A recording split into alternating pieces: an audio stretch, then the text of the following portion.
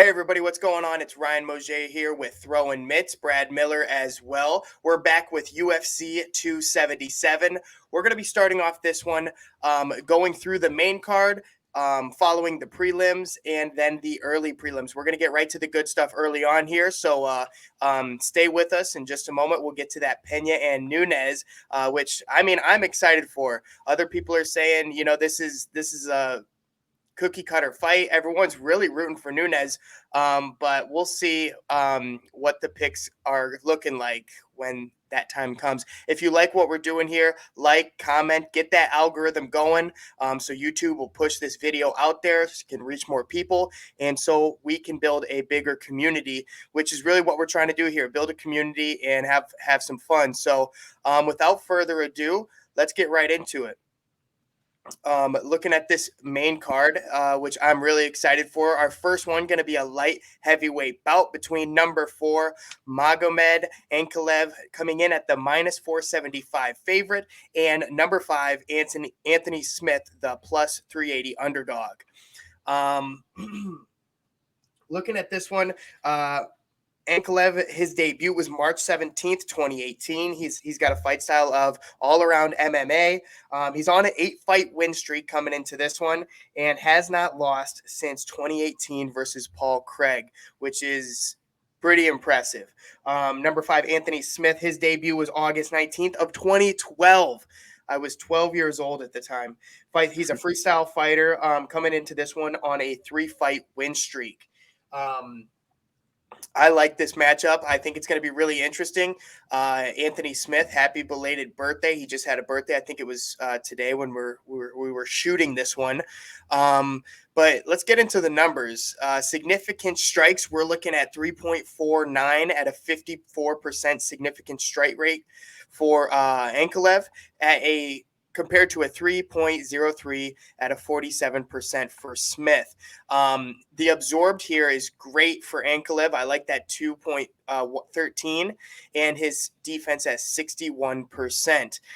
So looking at the strikes here, I think Ankalaev has the advantage, although, all it takes is one punch. That's really all it takes sometime. You catch a wild one, and it could be lights out. So looking at the grappling here, 1.01 takedown average per 15 for Ankalaev at a 33% rate with an 85% takedown defense. That's phenomenal, but it doesn't really matter because Anthony Smith, he's not really a grappler. He's that freestyle fighter. He's going to try to, in my opinion, stand in the middle and bang. So I think if this one stays on the feet, my pick goes with Ankalaev, and I think he's going to continue on that 8-fight win streak, make it 9. What do you think, Brad?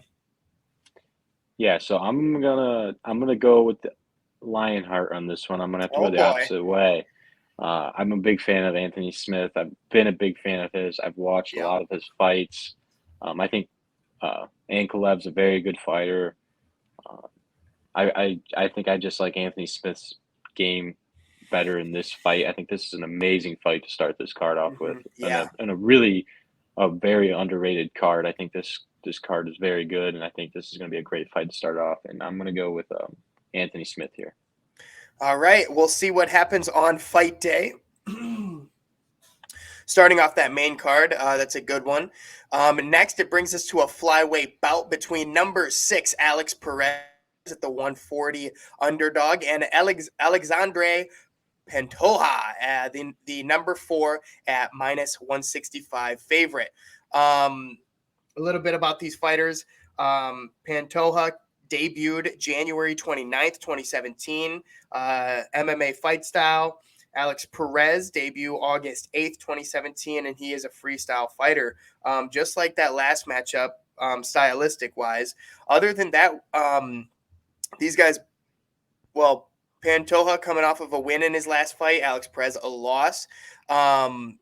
Getting into the strike numbers here, 4.24 landed per minute at a 48% significant strike rate for Pantoja, and a 4.62 at a 47% significant strike rate for Perez. The absorb per minute is very similar. I don't think that's going to be, what helps me decide this fight. Defense just a couple notches off, with Alex Perez having the upper hand there. The grappling is what's going to be interesting here. If this is going to this fight is going to reside on the mat, Perez has the advantage here in the numbers. Obviously, the numbers don't tell the whole story, but I like what I'm seeing at a 2.92 takedown average over 15 for Perez, at a 45% takedown accuracy with an 87% takedown defense. Tremendous.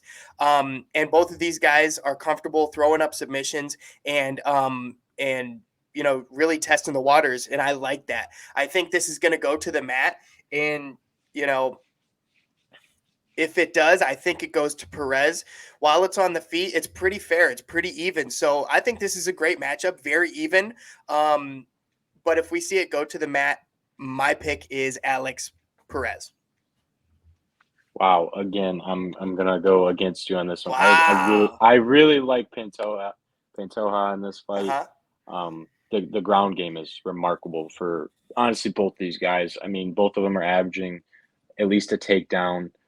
Perez definitely has the upper hand, almost averaging 3 per minute or per 15 minutes. Excuse me. Mm-hmm. The accuracy is great for Perez. The takedown defense is great for both these guys, actually.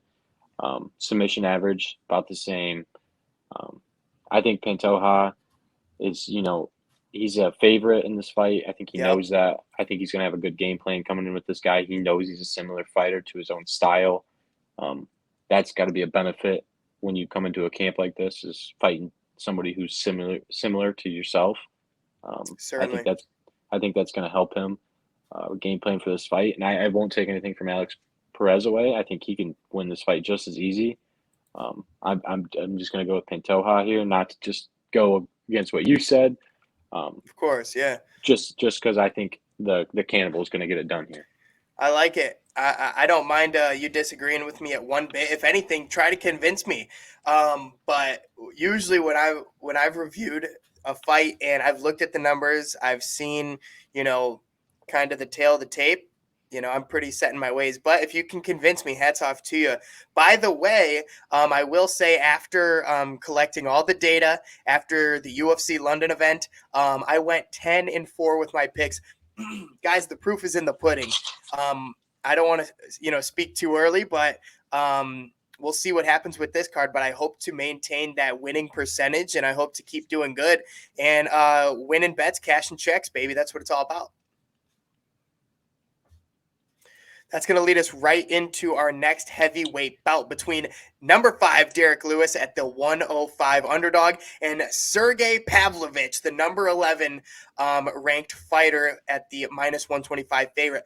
This is probably one of my personal favorites on the card. This matchup is highly anticipated. I love what I see between both of these guys. Derek Lewis, his debut was April 19th of 2014. He's a brawler. That's his thing. Sergey Pavlovich debuted November 24th, 2018, and an all-around MMA fight style.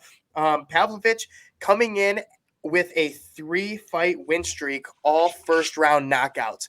I mean, this guy's fun to watch. And that was Derek Lewis. I mean, but the thing is, I feel like Derek Lewis, his debut was in 2014, not saying he's old. These fighters are, they still got it, of course, but I just love the fact that Pavlovich coming in here 15-1 to Derek Lewis's 26-9 with one no contest. Derek Lewis coming into this fight off of a loss. Both 6'3". Derek Lewis does have just about a 11 or 12 pound weight difference, so he's going to be the heavier guy, while Pavlovich has an 84-inch reach compared to Derek Lewis's 79-inch. And I think that could be huge, especially in this fight, if it's going to be on the feet, which, these guys are brawlers. They're strikers. So I love what I'm seeing so far with Pavlovich's numbers. And then you get into the significant strikes here. 6.08 at a 50% significant strike rate. The absorbed per minute is a little high for me, but still, with a 46% defense, I like what I'm seeing. Derek Lewis, not going to take anything away from him. 2.56 still at a 50% significant strike rate, which is really good as well. And his absorb per minute is just a little bit better with 2.51. I think that's huge. If you're looking at this numbers wise, I really like what I'm seeing with Sergey Pavlovich so far. And I really think the grappling is going to be non-existent in this fight. You see between both of these guys, it's barely one for Derek Lewis, 0 for Pavlovich, 28% takedown accuracy to Pavlovich's 66% takedown defense. So I think the proof is in the pudding. I've said it once, I'll say it again. Sergey Pavlovich is going to win this fight. Yeah, this is going to be one of the most exciting fights in the card, in my opinion. I think you're looking at what potentially could be the fight of the night right here. I mean, these guys are literally going to come out and brawl. No doubt. Again, I'm going to go against you. I like my balls as high. I like my balls as high here. I'm going with Derek Lewis. I think Derek Lewis is coming off a tough loss. I believe was against Tom Aspinall, correct? We might have to look back on that and double check on that. I do believe that was against Tom Aspinall. It was against Tai Tuivasa. Okay, that's who it was. Yep. Okay. So in Tai Tuivasa, who will be fighting soon, probably for a belt, it was a tough fight. I think this is going to be a good bounce back fight. Sergey Pavlovich is going to be a tough comeback fight for him, obviously. But I really like Derek Lewis here. I think Derek Lewis, the Black Beast, has a lot to prove. Once was a title contender and is looking to make his way back. And I'm going Derek Lewis here. All right. Hey, man, I will gladly, send the DraftKings your way this time. Although I will say last week you won. I may have had the better record, but when it came down to it, your fighters got the job done. Paul Craig and Jordan Levitt really were my shortcomings there. I had a lot of faith in them, and it just wasn't their day. So you got that one, but with where your picks are at right now, I'm feeling very confident in our next matchup, and that's. I will say I've taken 2 very, very high underdogs already, so we're gonna roll with it though, man. I'm sticking with my picks. I like what I see, and I'm really liking the matchups here. So that's what I'm rolling off of. This next one might be my favorite one. Oh, yeah, here we go. Number 1, Brandon Moreno at the -205 favorite. And number 2, Kai Kara France at the +175. It really could not be more even in this fight.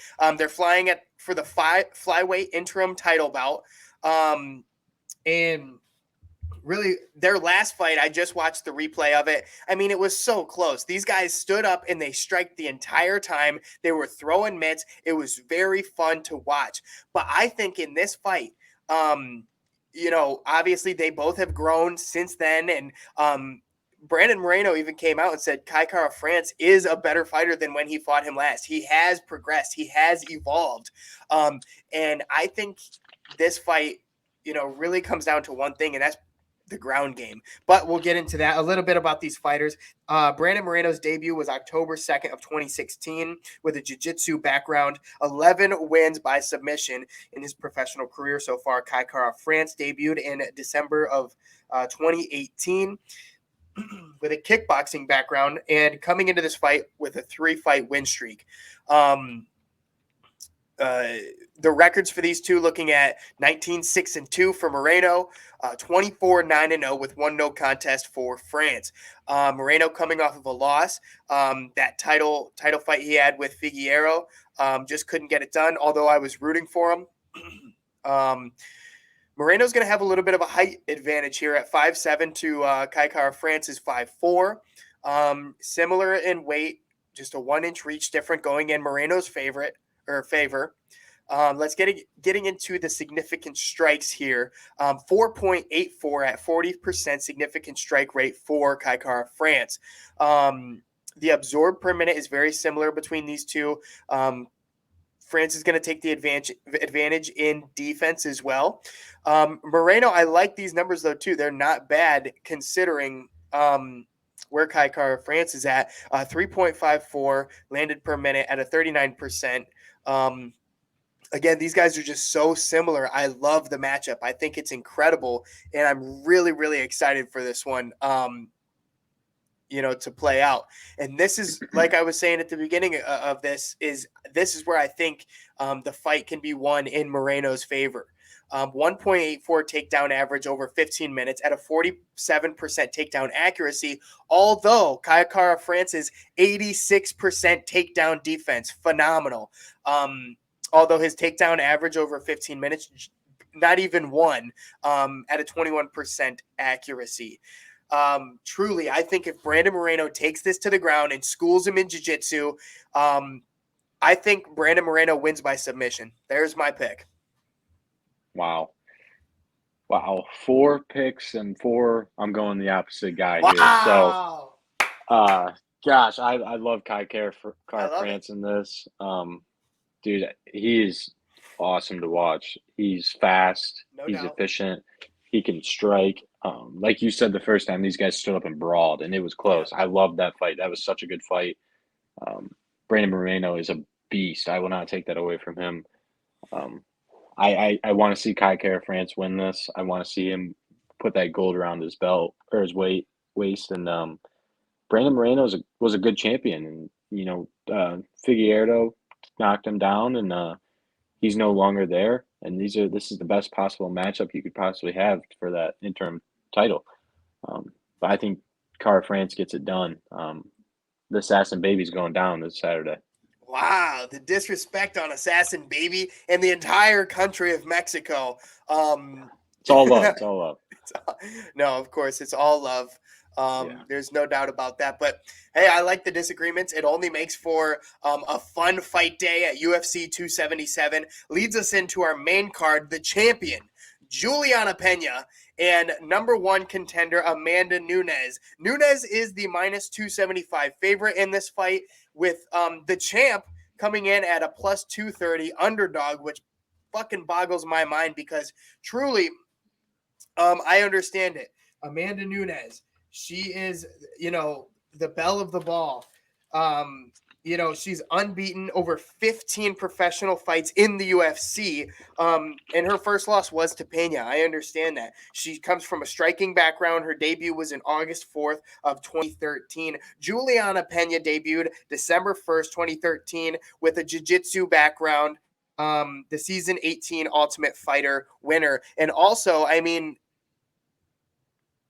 to me, watching the Ultimate Fighter season this year and watching these two fighters' work ethic out of the octagon, in the octagon, from a coaching perspective and everything, Juliana blows her out of the water in every single aspect. That's why her team kicked the shit out of Amanda Nunes' team. Was the talent, a little bit lopsided? Maybe, I don't know. Or does it come down to the coaching, the motivation, going into these fights from their coaches? I don't know.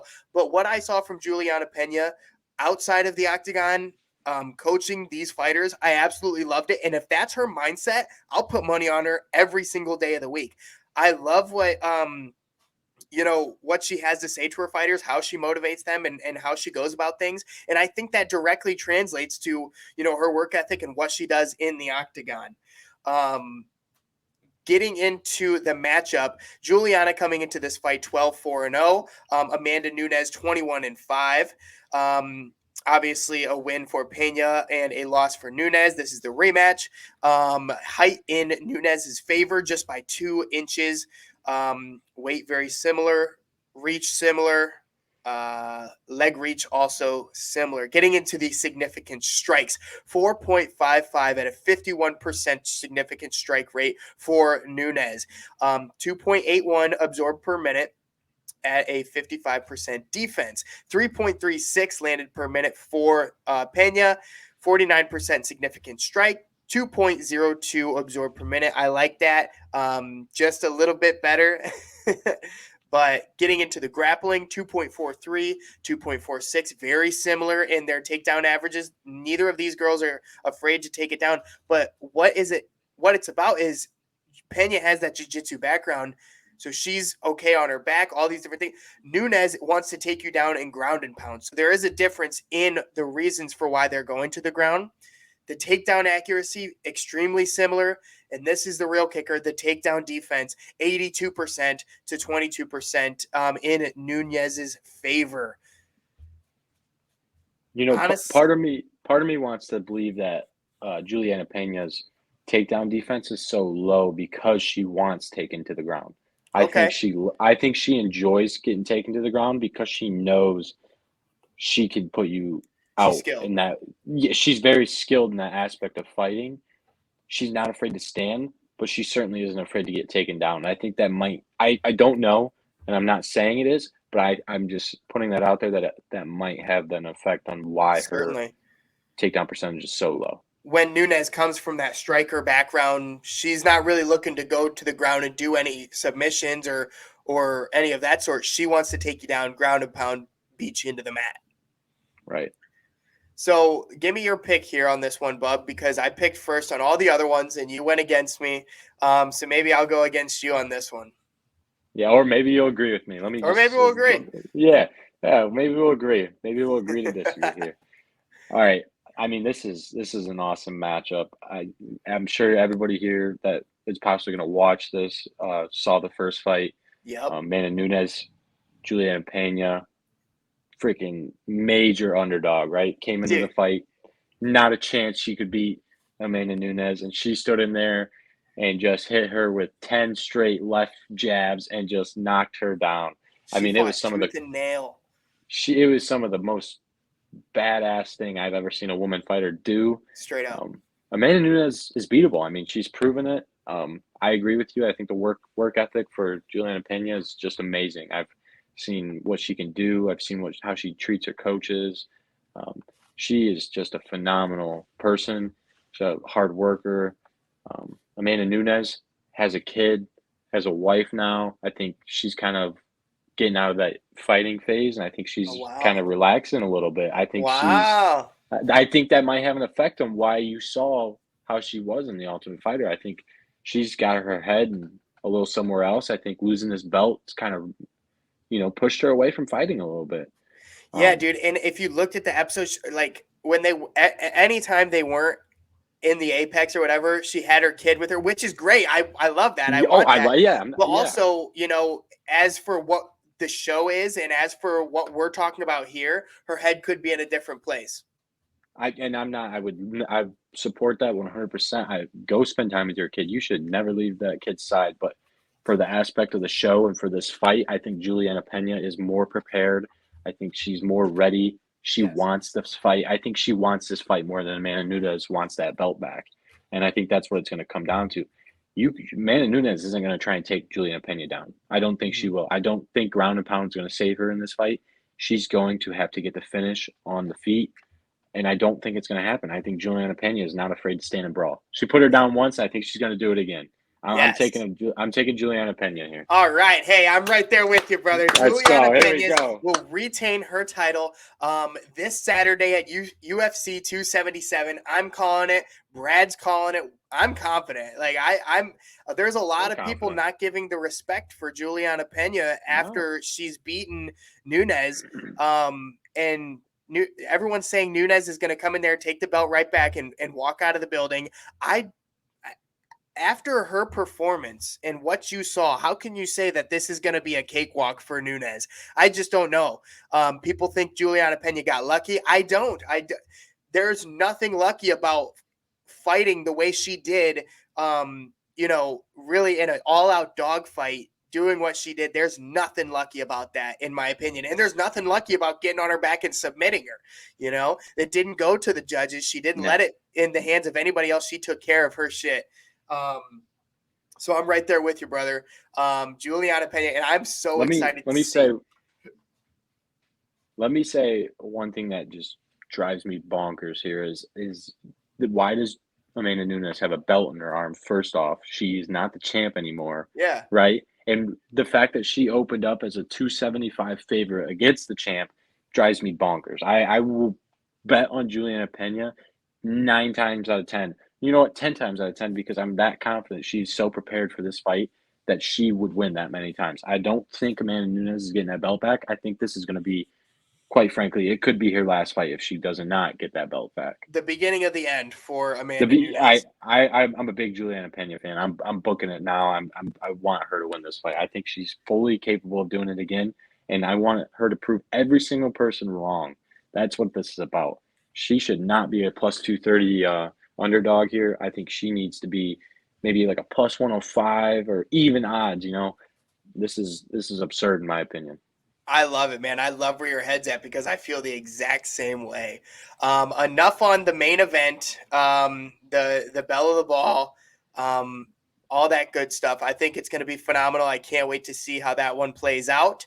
There's going to be a lot going on, but we've got to continue with this show straight to the prelims, which I'm rather excited for. I love every single aspect of the cards, and I love getting down to all of it. So we'll get right into it with a light heavyweight bout between Rafa Garcia and number 15, Drakkar Klose.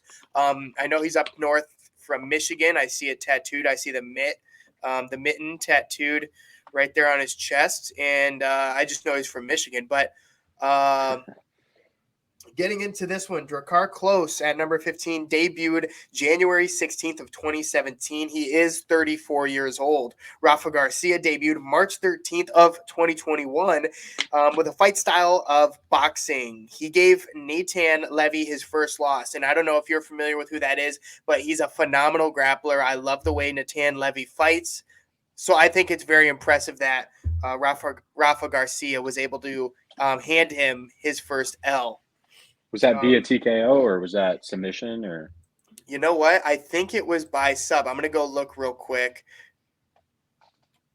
Yeah, it was by unanimous decision, but still, I give a lot of props to Garcia for that one. He's got 9 wins by submission, although he has that boxing background. Yep. So that's I think he's a well-rounded fighter. I really like what I'm seeing out of him.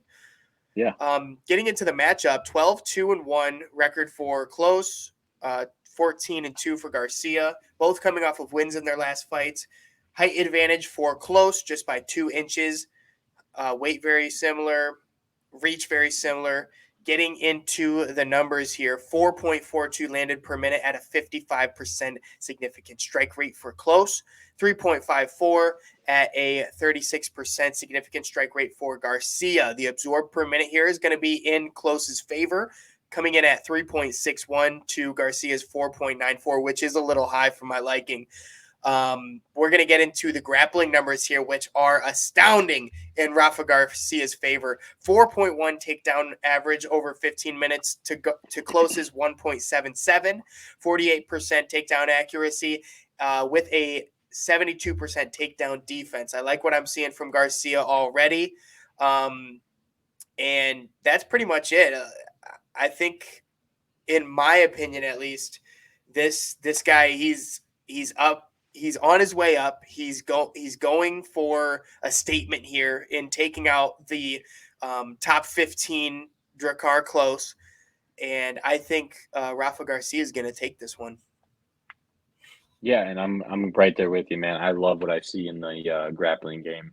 Not even close. The only thing I like for Klose in this matchup is the takedown defense, 68% to his 48% accuracy. I'm going to take that 1 in every 2 takedowns. He's going to get it. I think Klose could stand up there and strike and maybe wobble him and kind of scare him a little bit. But as soon as he gets him to the ground, I think that's where he's going to draw this win. I like it. Look at that. 2 agreements back to back. We've got Pena and Garcia so far. Let's keep it rolling. This next one is very interesting to me. A heavyweight bout between Hamdi Abdelawaba and Don'Tale Mayes. Don'Tale at the 160 underdog, and Hamdi in his UFC debut coming in at the minus 190 favorite. Wow, we don't even got record last fight, height, nothing on this guy. Nothing. Jeez. And I saw a photo of Hamdi's last opponent was a 39-year-old heavyweight. He looked like Patrick Starr when SpongeBob and Patrick are selling candy bars and Patrick eats all the chocolate bars. When he gets super swole up and fat and shit. But no hate, it's all love. But and so he had 2 fights against that guy, kicked his ass. He had no business being in the Right. octagon. Yeah. I don't know. I think that might speak something when you have a legitimate fighter in Dontail King Kong Mays coming in at 10-4-0, win in his last fight, 6'6" at 256 pounds, 81-inch reach. That's long. It's huge. It's huge. His significant strikes, what we can see is Mays, and at 3.75 at 46%, I like it. The 3.83, a little bit much with a 42% defense rating. The grappling here for a heavyweight is rather good, though. 1.36 takedown average over 15 at a 53% takedown accuracy with a 62% takedown defense. That tells me he's well-rounded, at least in the sense that he's okay with grappling. He will take it to the ground if he needs to. The clinch up against the cage. I feel comfortable putting money on him. Obviously, there's no stats on Hamdy, but I just feel really, really comfortable in confidently saying Dontail Mays has this fight in the bag. Yeah, I don't even know what to say other than I'm gonna agree with you. I can't.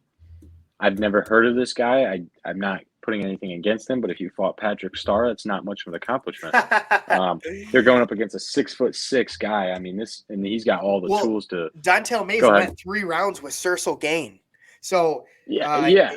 He's got 6 wins by knockout, and he comes from a boxing background. But with the grappling stats, at what I see, I like it. He's a well-rounded guy. Sorry to cut you off there. No, you're good. I like that you said that. I just think it adds more to my want of picking Dontail Mays here. I just think he's going to dominate this guy. I mean, the guy's 6'6" and almost averages a takedown and a half every 15 minutes. I love that. You don't really see that in heavyweights. So I'm going right there with you, Dontail Mays. We're going to make it 3 in a row. All and right. This next fight's even more exciting, in my opinion. We're going to get some stats out of these two. So Yes. The Crimson Chin, Drew Dauber at the -205 favorite, and Rafael Alves at the 175 underdog. A lightweight bout between the two. Looking at these guys, Drew Dauber debuted December 1st, 2013. His fight style is a freestyle fighter. Alves debuted in February 20th of 2021, and he's got a all-around MMA fight style. But although he debuted in the UFC in 21, look at that record, 20-10 to Drew Dauber's 24-11 with 1 no contest. Both coming off of wins in their last fight. The reach is going to be 2 inches in Dauber's favor, while the leg reach goes 2 inches or 3 inches in Rafael's favor.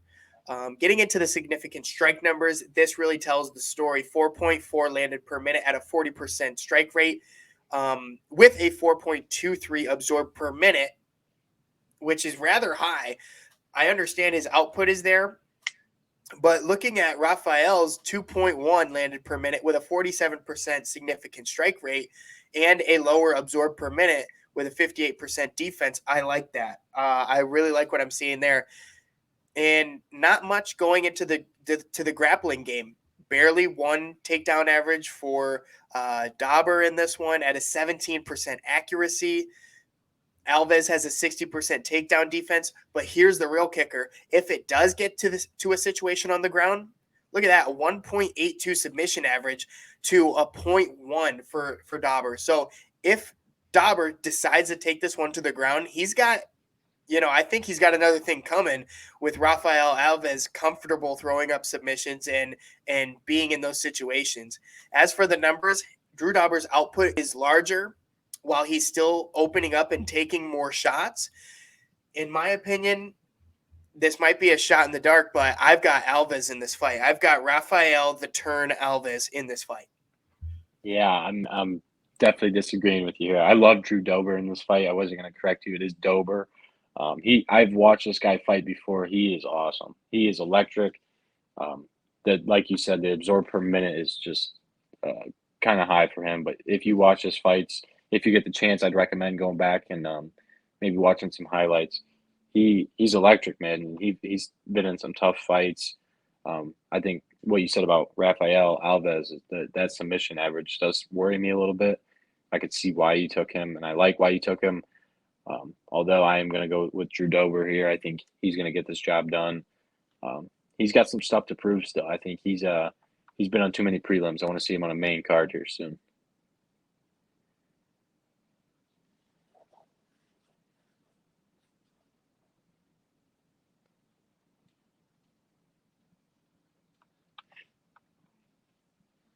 I think the mic's cut out.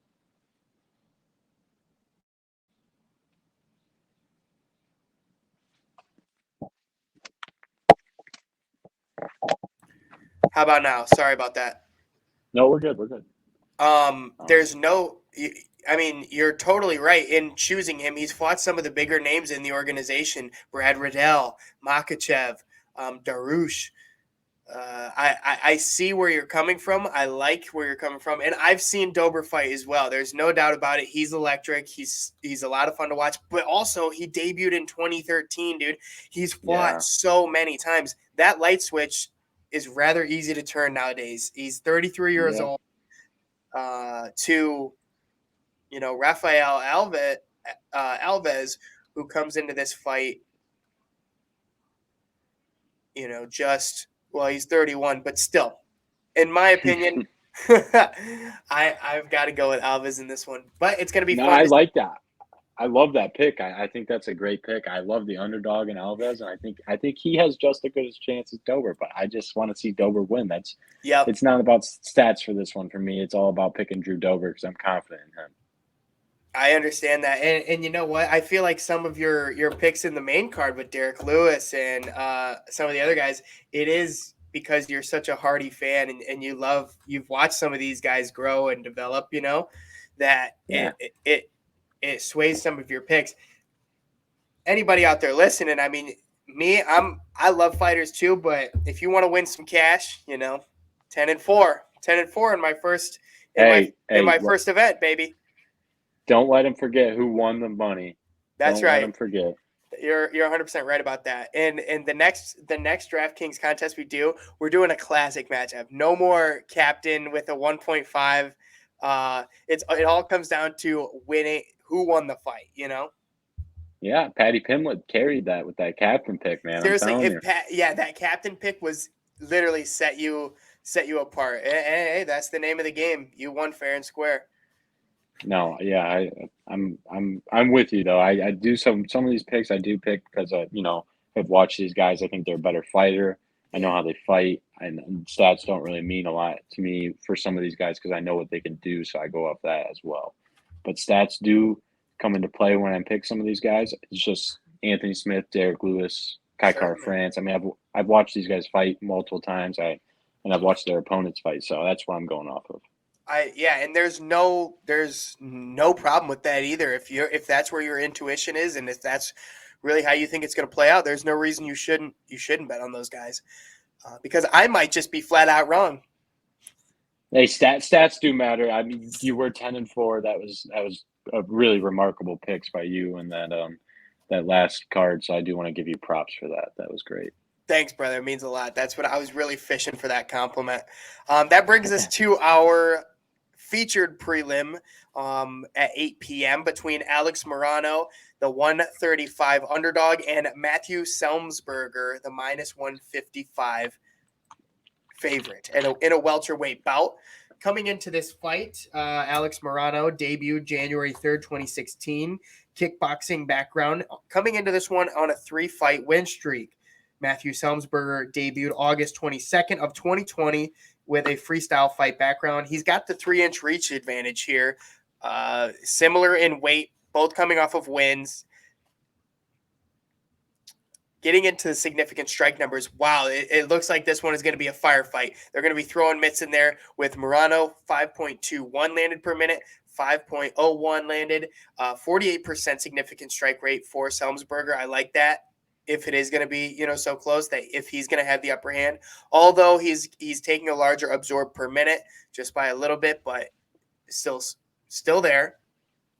The grappling numbers, interesting. Neither of them, really, really versed in the ground game. Although looking at the numbers, the takedown accuracy, 100% for Selmsberger, 53% takedown defense for Morano, and the submission average is extremely similar.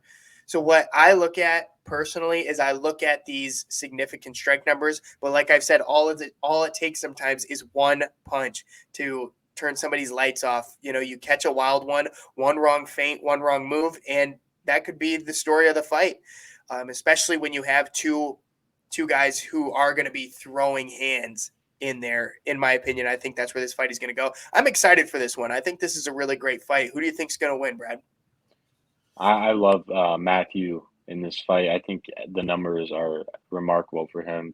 Grappling is amazing, astounding. 100% takedown accuracy. This guy's going to take you down if he wants to. That's Right. basically what that says to me. Yep. If he gets in trouble, he's taking you down. You're not stopping it. The landed per minute, very similar. Significant strike percentage, a little higher for him. Absorbed is a little higher. But like you said, all it takes is one punch for these guys. I mean, they're going to stand and bang, and I like Matthew in this pick.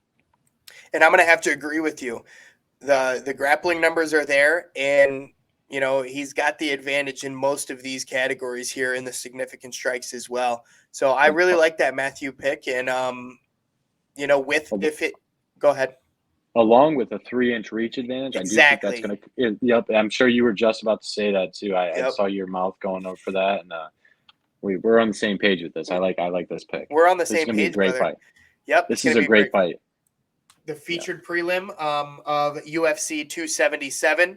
Going to be very exciting. And that leads us into the early prelims, which you should not sleep on. There's a couple of really good matchups here that I'm excited for, and I think you should be as well. Getting into it, the welterweight bout between Mike Blood Diamond and Orion Kosk. Unfortunately, we don't have any numbers here on what the betting line is looking like. But I'll tell you this much. Orion Galaxy Kosk coming in at 7-1. Mike Blood Diamond 3-1. Both coming off of losses in their last fights. Orion debuted July 31st of 2021 with an MMA background. Mike Diamond debuted this fight. Or no, February 12th, 2022. So earlier this year. He's got a kickboxing background from Zimbabwe. That's pretty interesting. I like that. And let's get into the numbers here. We see Mike Diamond's got 10 pounds on him. And, okay, look at this. Well, you know what this is a case where the numbers do not tell the story. And when I see numbers this low, I automatically go to Blood Diamond, and I look at his last fight, and there it is. February 12th of 2022, he fought one round with Wells, and he lost by submission, although he did fight for 4 minutes and 38. And that's a little bit – I thought it was going to be within the first 2 minutes. And to have striking numbers this low, not good. Not good. Not too good. I like the 3.7 landed per minute at a 55% significant strike rate for Orion Galaxy. The absorb per minute is very similar, so that only, it doesn't really stand out. It's not doing it any favors for Blood Diamond. 52% defense for Orion Galaxy, Kosk, to a 21% for Blood Diamond, although he did only fight one round, but still that's one round, and to be eaten up that much, I don't like it. The grappling numbers, minuscule for Blood Diamond, and that's probably why he doesn't want to be taken to the ground. He got submitted in his last fight. He's not comfortable down there, although he has an 80% takedown defense to Orion's 70% takedown defense.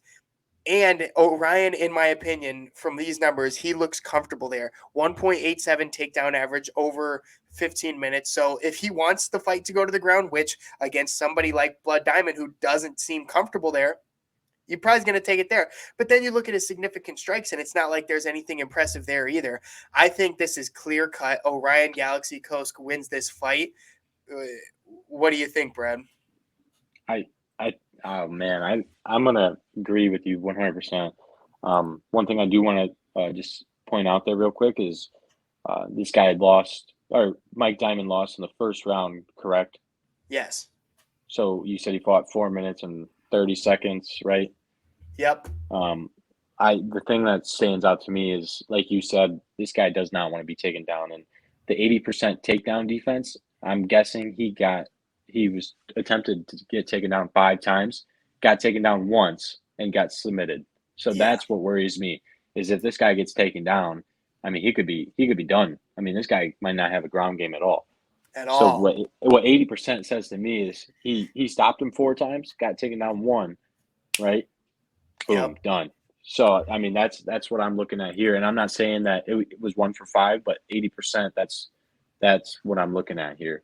Is I, the guy he fought was 1 for 5 taking him down, and that's why Mike Diamond has 80% takedown defense. Then the striking is awful. 0.22 landed per minute is just not gonna do it for me. I don't like that at all. He's absorbing more than or Koske, and I I like Orion in this fight.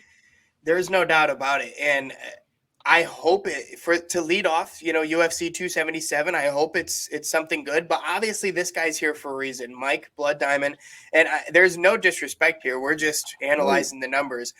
There's obviously a reason he's here, and like I've said, all it takes is one punch. So the best of luck to you, but I'm gonna have to go with Orion in this one, and that's gonna lead us into the next fight between Nikolai New Nuga,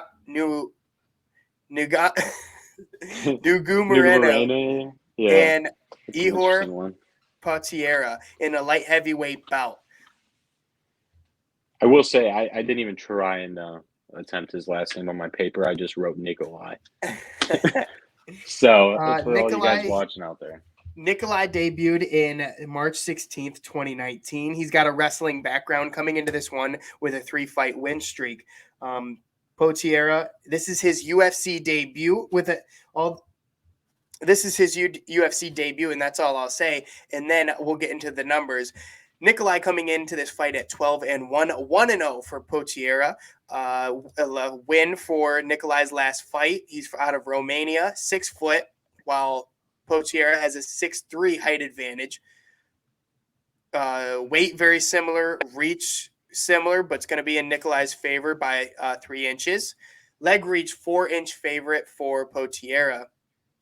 Now, these significant strikes here are very interesting, and this is why I have a tough time with analyzing this fight because I'll start with Potiera, 4.89 at a 72% significant strike rate. Out of this world.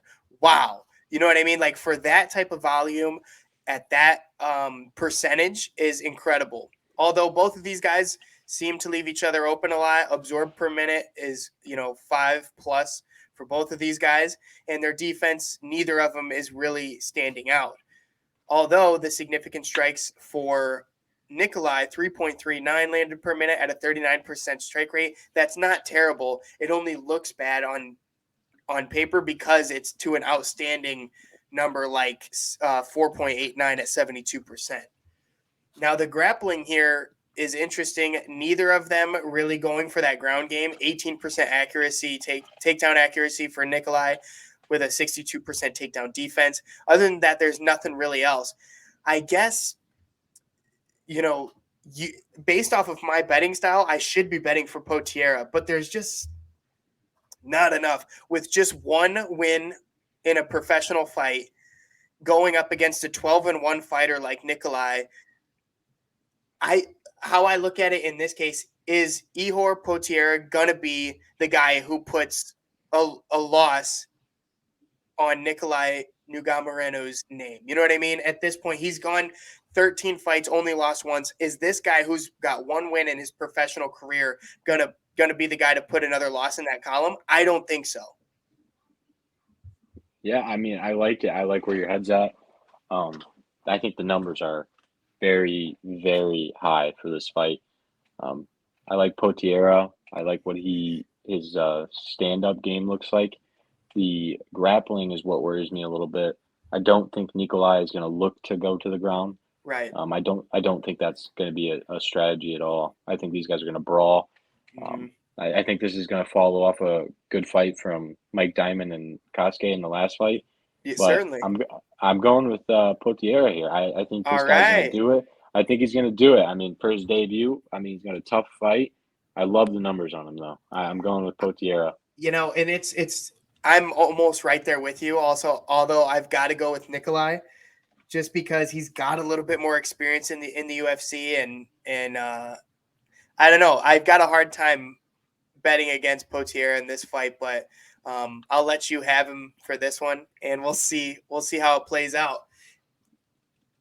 Yeah, I think the experience is going to come into play big time, but we'll see. I mean, it's all a betting game from here. And these prelims start at 6 p.m. Saturday, July 30th. Join on the UFC Fight Pass, which I don't know if that means ESPN Plus is also included. I hope so. But anyway, it'll lead us into, is this the first women's? Okay, no, except for the main event. This is the second women's bout that we're going to call here. Bantamweight, Jocelyn Edwards, the -130 favorite, and Ji Yeon Kim at the 110 underdog. This is an interesting fight, and I think it could be really, really fun to watch. Truly, I think these girls are going to bang it out. Jocelyn Edwards' debut was January 16th of 2021. Her fight style is a striking background. She's got 6 wins by knockout. Yeon Kim, June 17th, 2017, debuted, and she's got a boxing background. So, again, striking, and we got a striker and a boxer here. I think it's going to be a really fun matchup to watch. Getting into the numbers, Jocelyn Edwards comes in at 11-4-0. Yeon Kim, 9-5-2. Coming off of a loss in her last fight, with Edwards a win. Similar in height, 2-inch reach advantage for Yeon Kim, especially, I mean, that 2 inches could make a difference if this is going to be a firefight in the middle of the ring.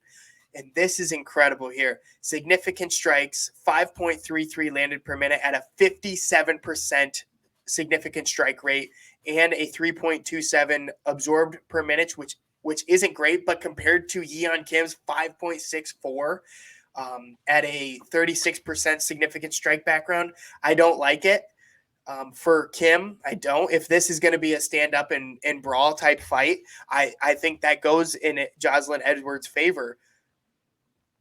And the grappling is almost non-existent for these two women, although I will say Jocelyn Edwards has a 63% takedown defense. You love to see it, to Yeon Kim's 36%. Other than that, there's nothing that really stands out to sway my decision in this fight. I've got to go with Jocelyn Edwards in this one. Yeah, I'm right there with you, man. I don't know if Yeon Kim can do much to stop the firepower from Jocelyn Edwards. I think Kim has a striker's chance. Nothing against Kim. I love Jocelyn Edwards in this fight. I think for only being the second women's fight on the entire card, actually, I think these two are really gonna make it tough for the other fight to top it. You know, I think Pena and Nunes are gonna be a bang. But these two are going to come out and brawl, and I love that, and I'm excited for this fight. I think Jocelyn Edwards gets the job done. All right, I like it. And that leads us to our featured early prelim between Michael Morales, the +230 underdog, and Adam Fugit, the -275 favorite in a welterweight bout. This one's really interesting because it is Fugit's debut. We don't have a lot of information on him, but what we can say is Michael Morales debuted January 22nd in 2022, just the beginning of this year. He's on a 13-fight win streak. 13-0, has not lost in his professional career. And that's got to be a little intimidating for Adam Fugit, a 33-year-old coming into his UFC debut. I mean, that just seems like a lot. Again, we don't have a lot of information on Adam Fugit, but we can look at Morales here. He's 6 foot, 170 pounds, 79-inch reach, 41-inch reach with the leg there. Getting into the significant strikes, 4.14 at a 48% significant strike rate. Absorbed per minute, 3.14. Not bad, also not impressive at a 36% defense. The grappling here is exquisite. 3.14 at a 44% takedown accuracy and an 85% takedown defense. That just tells me, you're not going to be able to take him down comfortably. And if you do, he's already comfortable being there. He's got 3 takedowns on average per 15 minutes. You know what I'm saying? So it's going to be hard to take him down. And if he wants the fight to go there, he'll bring it down there with him. So in my eyes, for this featured early prelim, I've got to go with the 13-0 Michael Morales here.